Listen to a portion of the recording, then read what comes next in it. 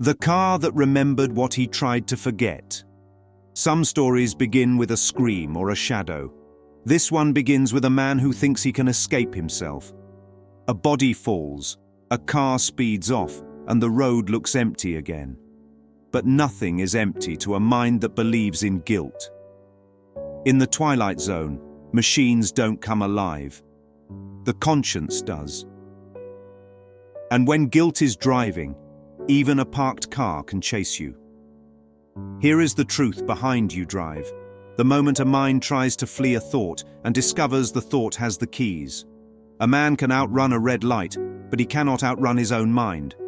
A man can drive away from a body on the pavement, but he cannot drive away from the echo of a thought that never left its source. You Drive is not a story about a car at all.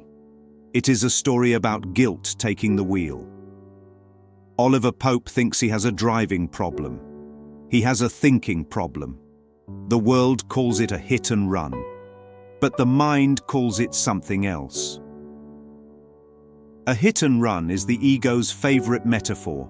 Strike, deny, flee. Pretend causation lives outside the mind. Pretend a body hit a body and not a thought hitting itself. The moment the boy falls, the story splits. In one story, Oliver keeps going. In the other, the truth keeps following.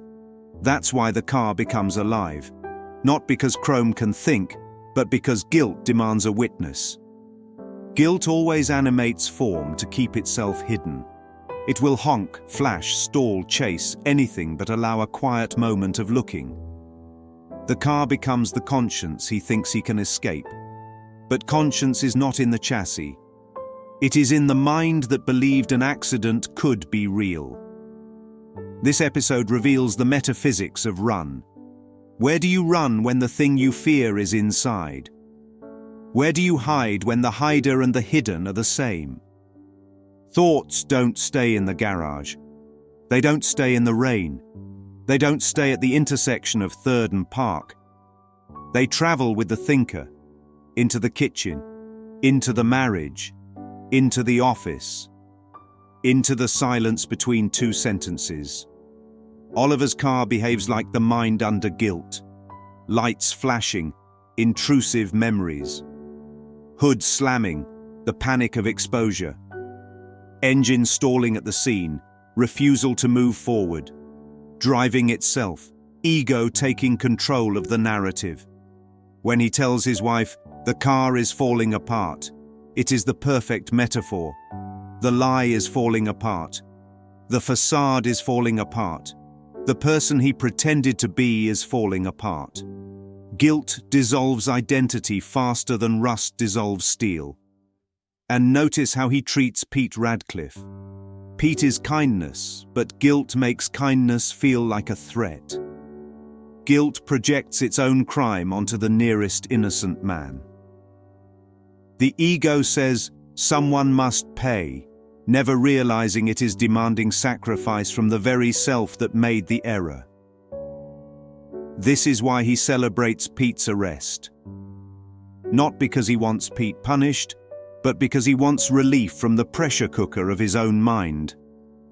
The ego calls it justice. Truth calls it insanity. The most powerful metaphor in the entire episode is the rain. It rained when Oliver hit the boy. It rains again when the car chases him down the street. Rain is the mind's attempt to wash something away that cannot be washed away. Only looked at. Only faced. Only undone.